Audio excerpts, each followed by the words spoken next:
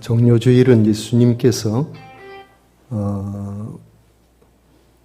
우리를 구원하기 위해서 메시아로 오셨다는 사실을 성경대로 나귀 새끼를 타고 예루살렘에 입성하심으로 예수님이 그리스도이심을, 메시아이심을 온 예루살렘에 드러내신 그런 날입니다. 정료의 주일 지나면 고난주간이 시작되고 예수님께서 십자가에 달려 죽으심으로 우리의 모든 죄를 대속하시고 그리고 사흘 만에 다시 살아나심으로 주님의 우리를 향하신 대속의 죽음이 영원한 삶의 증거로 드러나는 부활로 이어지게 되는 것입니다. 우리 오늘 정료주일은 특히 성찬식을 겸하여 우리가 주님과 하나 되고 주님 안에서 성도 안에 하나가 된 사실을 기념하는 그런 시간이니까 우리 경건한 마음으로 함께 예배를 드리고 또 방역수칙에 의해서 이 자리에 50명만 앉아있고 나머지 오시는 분들은 1층에서 같이 예배를 중앙홀에서 드리면서 떡과 잔도 같이 그곳에서 나누고 이렇게 진행하도록 하겠습니다. 이제 우리 다 같이 자리에서 일어나셔서 하늘에 가득 찬 영광의 하나님 찬양 드림으로 우리 하나님께 예배로 나아가겠습니다.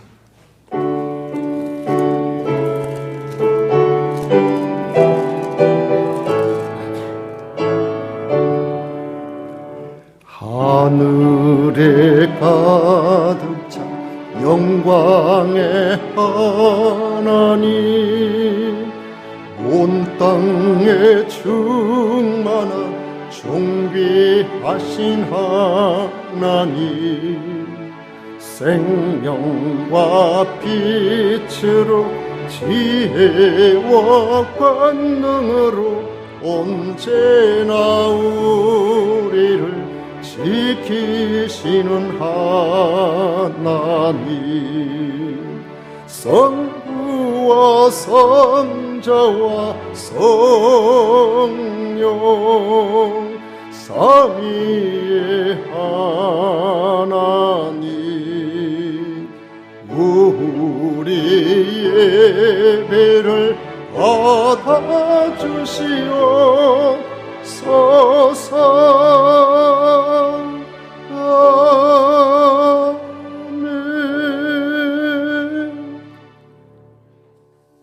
오직 여호와는 그 성전에 계시니 온 천하는 그 앞에서 잠잠을 지니라.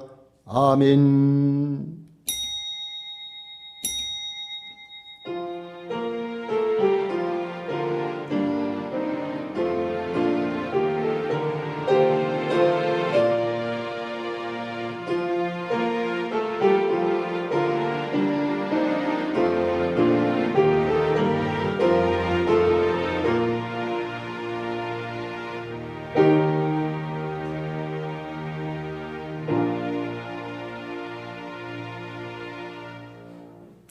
예수께서 우리를 구원하러 오신 그리스도이심을 확실하게 나타내신 성삼위 하나님을 찬양합니다. 마음과 정성과 뜻을 모아 예배를 드리오니 기쁘게 받아 주시옵소서. 구원의 은총, 대속의 은총이 충만케 하여 주옵소서. 예수님 이름으로 기원하옵나이다. 아멘. 찬송가 10장 다 같이 부르겠습니다.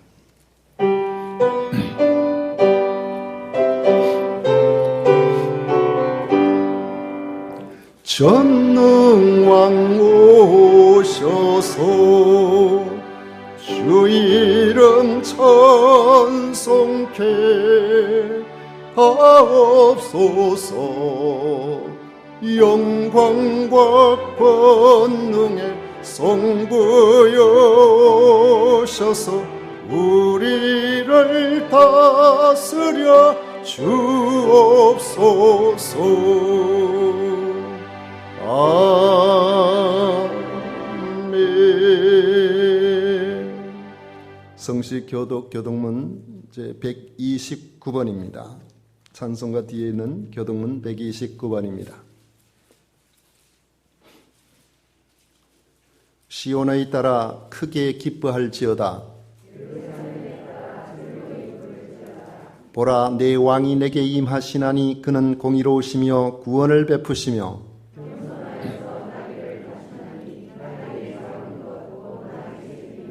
내가 에브라임의 병거와 예루살렘의 말을 끊겠고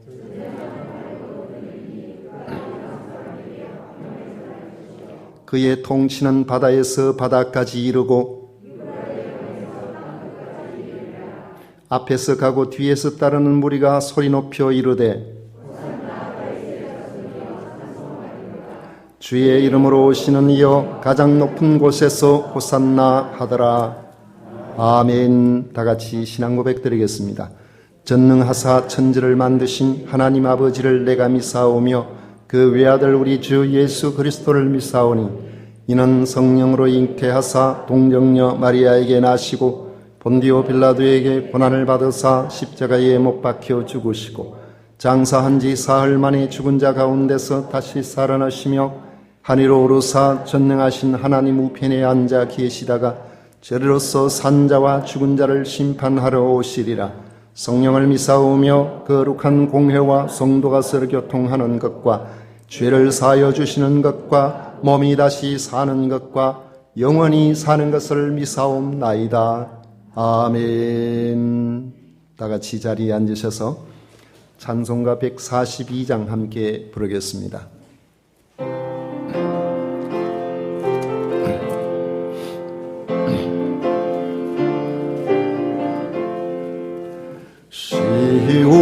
시온에 오시는 주 호산나 찬송하며 두 손 들고 기쁨으로 내 주를 맞이하리. 겸손히 나귀 타고 우리 주님 오시는 날 내 주를 소리 높여 호산나 찬송하리. 시온에 오시는 주 호산나 찬송하며 종려가지 손에 들고 내 주를 맞이하리. 만왕의 왕이 되신 우리 주님 오시는 날 내 주를 소리 높여 호산나 찬송하리. 시온에 오시는 주 호산나 찬송하며 모든 백성 노래하며 내 주를 맞이하리. 만민의 구주 되시 우리 주님 오시는 날 내 주를 경배하며 호산나 찬송하리. 아멘.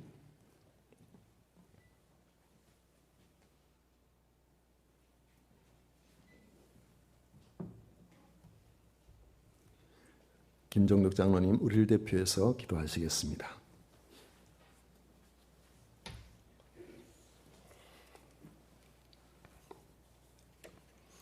우리 하나님 아버지, 아들을 보내셔서 십자가에 죽기까지 하심으로 사랑을 보여주신 하나님 아버지께 찬송과 영광을 올려드립니다. 예수님이 십자가에 지심에 우리의 죄와 허물을 용서하시고 우리를 구원으로 길로 인도하시기 위함임을 묵상하며 기도할 때마다 감사밖에 드릴 것이 없습니다. 하나님 아버지, 주님께서 십자가를 지으시며 걸으신 고난의 길을 묵상합니다. 죄 없으신 주님이 이 땅에 오셔서 우리를 구원하시기 위하여 십자가의 길과 고난의 길을 묵묵히 걸어가신 그 걸음을 생각하며 하나님의 깊은 사랑에 감사를 올려드립니다. 사랑의 하나님, 저희들이 예수님처럼 우리에게 주어진 사명의 길을 온전히 걷기를 원합니다. 때론 힘이 들고 어려운 일이 있더라도 믿음으로 이 길을 걸어가기를 원합니다. 하나님의 온전한 뜻을 이루며 하느님 나라가 확장되며 복음이 전파되게 되어 간다면 기쁨으로 감사함으로 예수님처럼 이 길을 걷게 하여 주시옵소서. 하나님 아버지, 예수 그리스도께서 십자가를 지시고 고난의 길을 걸으신 우리를 위하시며 거룩하게 하시기 위함임을 고백합니다. 저희들이 삶이 주님의 보혈로 청결케 되게 해주셔서 감사드립니다. 우리의 삶 속에서 진리를 지키며 거룩함을 지켜가는 삶을 살아갈 수 있도록 도와주시옵소서. 날마다 말씀으로 가까이 하며 세상에 오염된 것들을 물들지 않게 우리를 지켜가게 하여 주시옵소서. 주님의 고난의 발자취를 따라 오늘도 선교 현장에서 복음을 전하며 사역하는 선교사님들의 사역을 복되게 하시며 우리의 모든 삶이 주님의 삶처럼 기쁨으로 십자가의 길을 걷는 자들이 되게 하여 주시옵소서. 하나님 아버지, 하나님의 복된 말씀을 대안하시기 위하여 세우신 사자 목사님을 성령님께서 친히 붙들어 주시고 근세 있는 말씀으로 저희 온 심령을 채워 주옵소서. 이 모든 말씀 예수님의 이름으로 기도드리옵나이다. 아멘.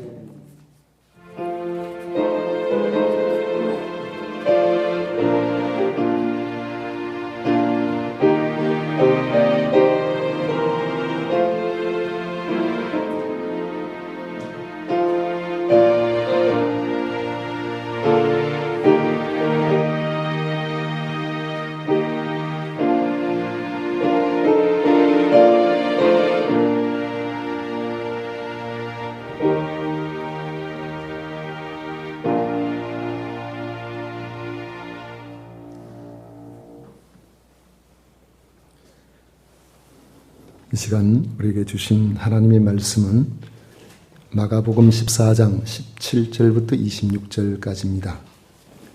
마가복음 14장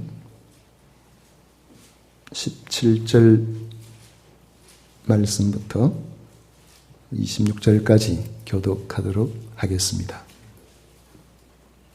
제가 먼저 읽겠습니다. 저물매 그 12를 데리고 가서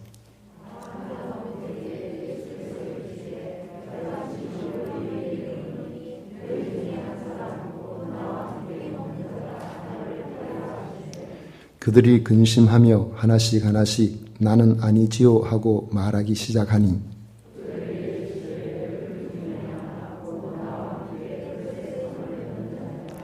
인자는 자기에 대하여 기록된 대로 가거니와 인자를 파는 그 사람에게는 화가 있으리로다.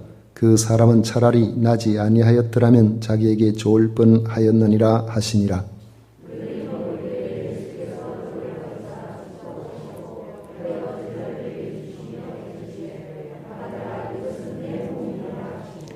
또 잔을 가지사 감사 기도하시고 그들에게 주시니 다 이를 마시매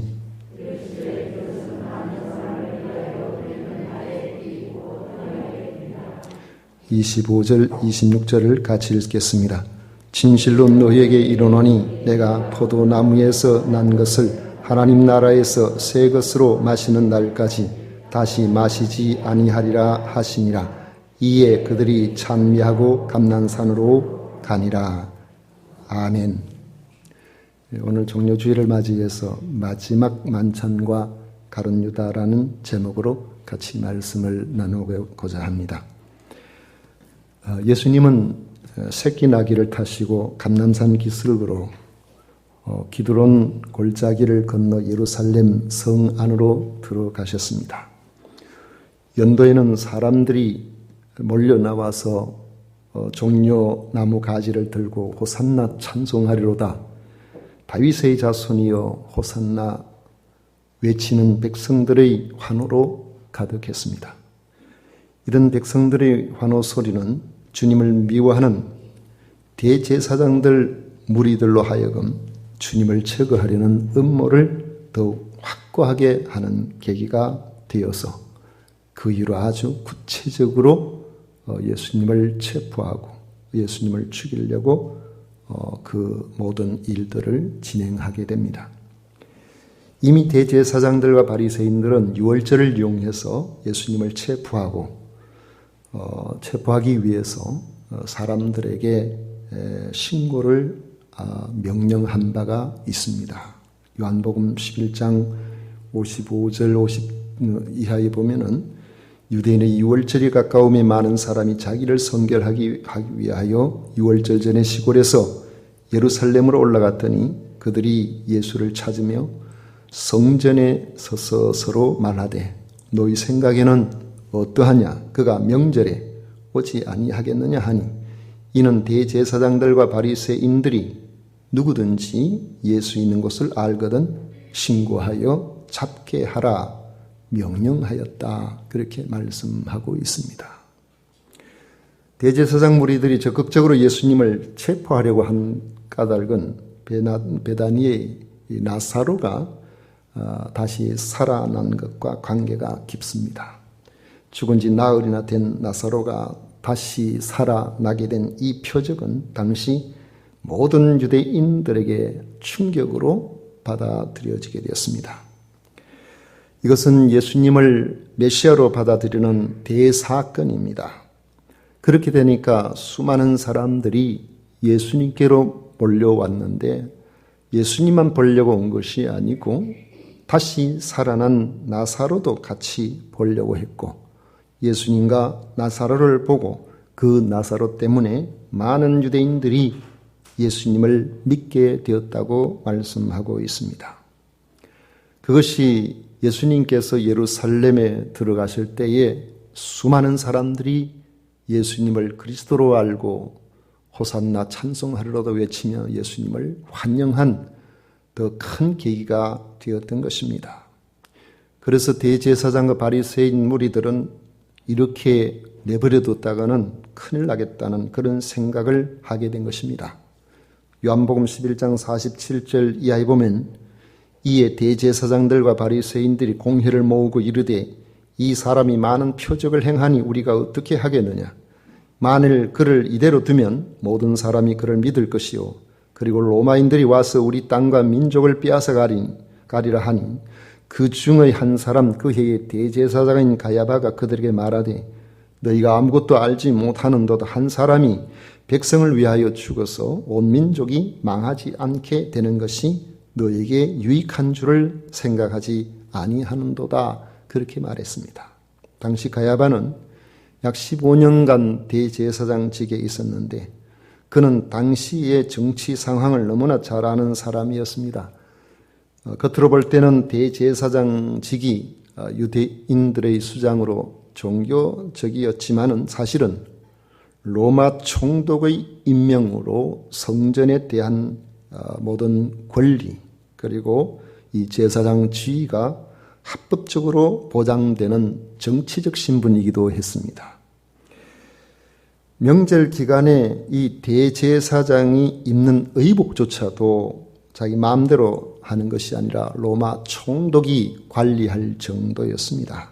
다만 다른 지역의 신전에는 황제가 신으로 경배를 받았지만 유대인들에게만은 그래도 그 정서를 감안하여 성전이 황제의 건강을 위해서 아침 저녁으로 희생 제물을 바치는 정도로 서로가 타협한 그런 상황이었습니다. 언제든지 로마의 결정에 따라서 대제사장의 지위가 바뀔 수 있고 심지어는 성전 유지조차도 그러했던 것입니다. 대제사장의 무리들은 나사로의 부활 사건 이후에 예수님의 인기는 언제라도 민중봉기로 이어질 수 있다는 마치 시한폭탄과 같은 그런 상황으로 파악을 하고 있었던 것입니다. 만약에 민중봉기가 일어나면 로마 입장에서는 반역행위로 간주가 됩니다. 그러면 강력한 진압이 시작이 될 겁니다. 그렇게 되면 당시에 최고의 수장의 자리에 있는 자신들 대제사장의 지위나 성전을 관리하는 것이나 심지어 온 민족까지도 지금 누리고 있는 모든 것들, 모든 평화가 다 사라져 버릴 수 있다고 생각했던 겁니다. 그런 상황이 오기 전에 예수를 제거해 버리는 것이 나라를 위해서 더 낫다는 판단, 물론 그 속에는 자기들의 그 탐욕이 그 속에 있습니다만은 그것을 하나의 대의명분으로 삼았던 것입니다. 예수님을 제거하려는 이런 계획은 전혀 생각지도 않았던 일로 순조롭게 진행이 됩니다. 바로 제자들 중에서 내통한 자가 있었기 때문입니다. 바로 가룟 유다죠. 가룟 유다가 돈을 받고 예수님을 넘겨주기로 약속을 한 것입니다. 말씀 10절, 11절에 마가복음 14장 10절, 11절에 보면 12 중에 하나인 가룟 유다가 예수를 넘겨주려고 대제사장들에게 가매 그들이 듣고 기뻐하여 돈을 주기로 약속하니 했습니다. 이게 웬일이냐. 아주 일이 쉽게 진행이 되고 있다고, 자기들 생각하는 것보다 더 좋은 그런 식으로 일이 진행되고 있다고 생각하고 돈을 서로 주고받기로 약속을 했는데 유다가 그날로부터 예수를 어떻게 넘겨줄까 기회를 찾기 시작했다고 말씀하고 있습니다. 대제사장 무리가 가룟 유다에게 기대한 역할은 군중들의 눈을 피해서 은밀하게 예수님을 체포할 수 있는 장소와 시간이었던 것 같습니다. 잘못하면은 예수님을 체포하려고 할 때에 민중들이 확 들어 일어날 수가 있기 때문에 몰래 그런 여건이 마련되기 전에 이렇게 체포하려고 했던 것입니다. 예수님이 예루살렘에 오실 때마다 기도하러 가셨던 겟세마네 동산은 그 조건에 딱 들어맞는 장소였습니다. 그곳은 예루살렘 성에서 벗어난 조용한 지역입니다. 또 예수님께서는 밤을 이용하여 기도하러 가셨기 때문에 밤중에 모든 사람들이 잠들고 그때는 사람들이 거의 없는 바로 그런 인적이 드문 시간이었죠. 가룟 유다는 그 장소와 그 시간을 잘 알고 있었던 것입니다. 그런데 가룟 유다가 무엇 때문에 예수님을 3년 6개월 동안이나 따라다니던 이런 사람이 예수님과 그 제자들의 신뢰를 받아서 재정 회개를 맡고 있었던 그 사람이 예수님을 팔아넘기려고 했을까요? 아마도 예수님에 대한 모든 진행되는 당시의 상황이 자기가 기대했던 것과는 다른 방향으로 나아감으로 깊이 실망을 했던 것으로 보여집니다. 예수님으로 말미암은 다윗 시대의 그 영화로운 그 시대적인 그런 상황에서 부활을 기대했는데 예수님의 고난 예고는 그를 실망으로 이끌게 되었던 것입니다. 로마의 지배를 벗어난 강력한 이스라엘을 세우는데 예수님을 옹립하고 중심 인물이 되기를 원했는데 그때 주어질 권세와 부유한 물질에 관심이 많았던 자신의 기대가 예수님이 자꾸 십자가에 달려 고난받고 돌아가신다니까 그 기대가 무너지게 된 것이죠. 우리가 세상 욕심에 빠지게 되면 주님의 참된 제자로 삶을 살기가 쉽지 않습니다. 당시의 제자들은 가난한 삶을 자원한 사람들입니다. 베드로가 말한 것처럼 모든 것을 버리고 주님을 따랐기 때문에 그렇습니다.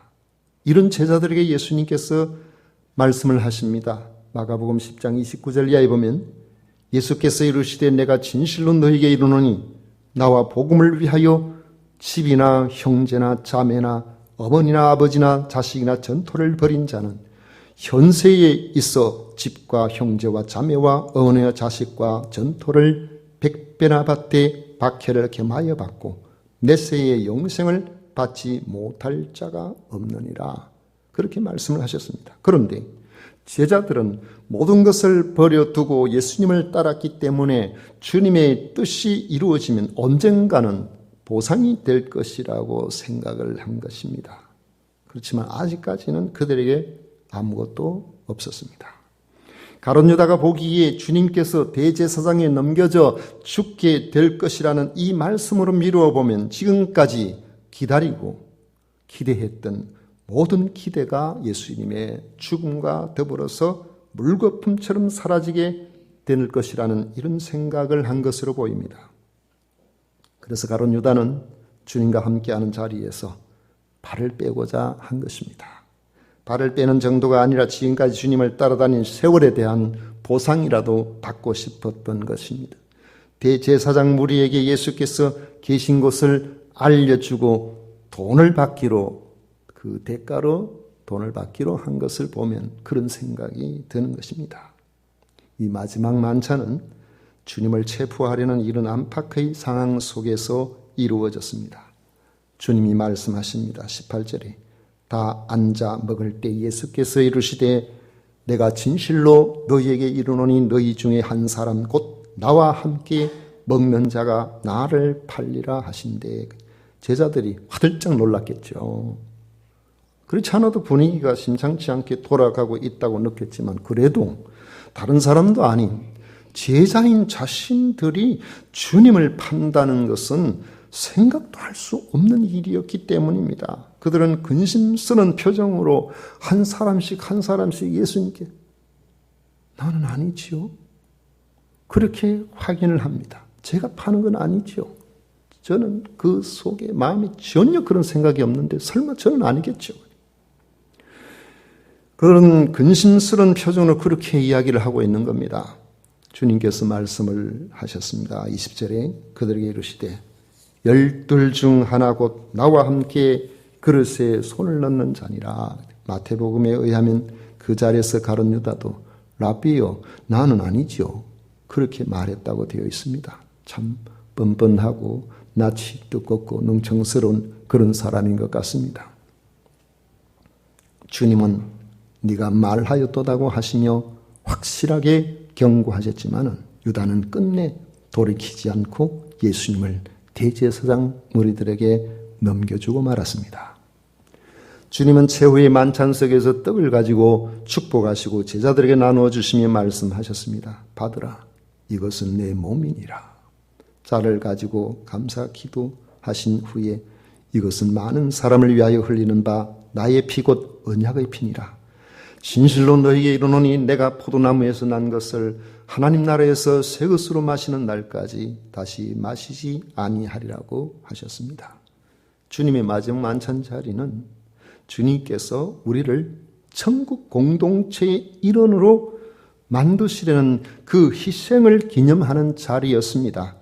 주님의 떡과 잔으로 주님 안에서 제자들은 하나가 되는 것입니다.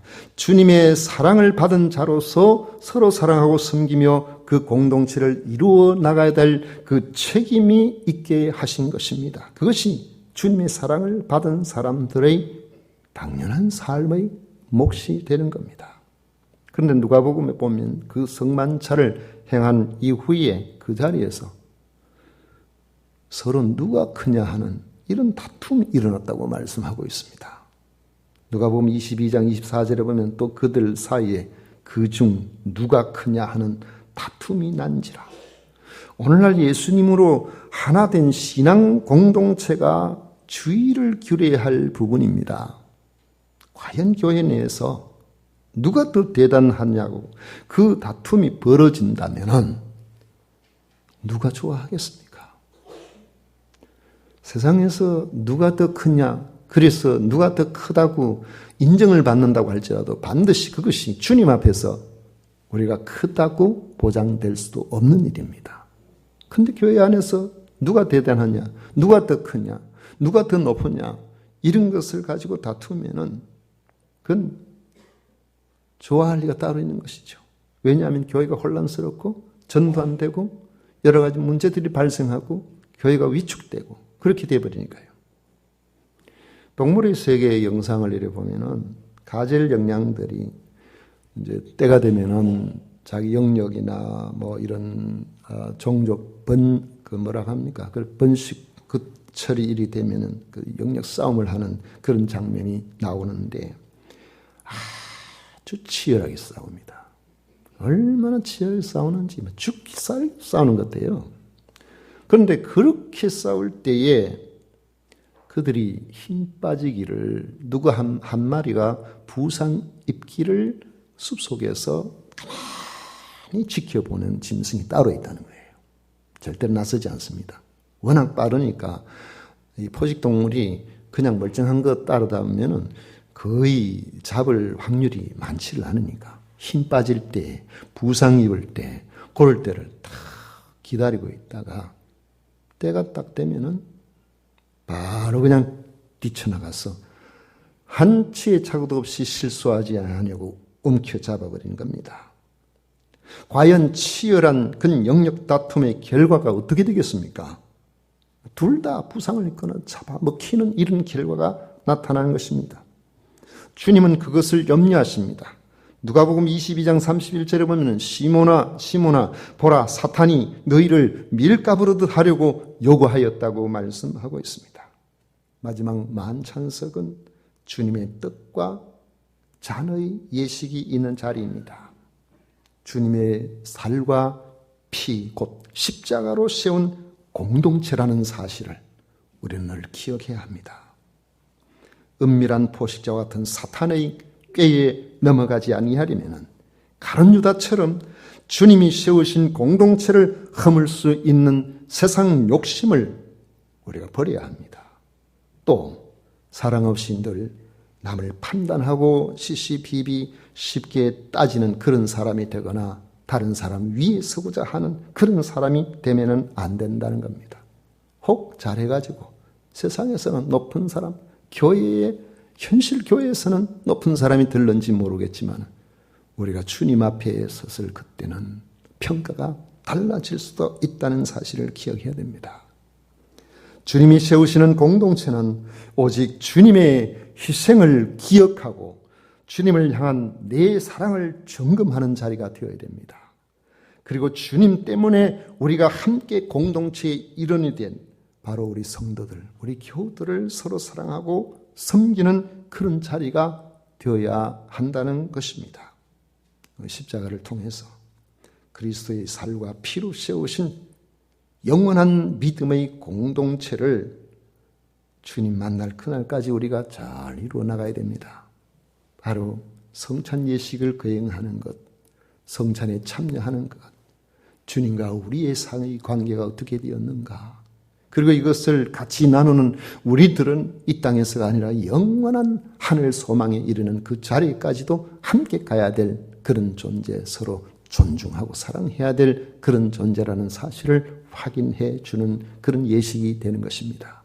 성찬식을 통해서 이 종료주의를 맞이하여 우리 자신들이 누구인지, 주님께서 무엇을 기뻐하시는지, 교회에 우리의 역할이 어떻게 해야 되는지 이것을 다시 한번 확인할 수 있는 복된 시간이 되시기를 바랍니다. 기도하겠습니다. 하나님 아버지 감사합니다. 우리에게 허락하신 아버지 그 구원의 그 놀라우신 은혜, 하나님께서 허락하신 그 영광스러운 아버지 하나님, 이 은혜가 이제 종료주의를 통해서 그리고 아버지 하나님 성찬식을 통해서 그리고 예수 그리스도의 십자가와 부활을 통해서 분명하게 나타나게 해주심을 감사드립니다. 오늘 저희들이 종료주의를 지키게 해주심을 감사드립니다. 이제 성찬 예식을 거행하고자 하오니 주님 함께 해 주옵소서. 예수님 이름으로 기도드리옵나이다. 아멘. 축복하겠습니다. 지금은 우리 구주 예수 그리스도의 은혜와 우리를 얼마나 사랑하셨는지 독생자를 내어주시기까지 하신 성부 하나님의 사랑과 우리를 믿게 하시고 우리를 한번 택하셔서 인도하시면 끝까지 책임지시고야만 성령 하나님의 교통하심이 오늘 예배에 참여하고 성찬에 함께한 모든 성도들 위해 영원토록 함께 있을지어다. 아멘.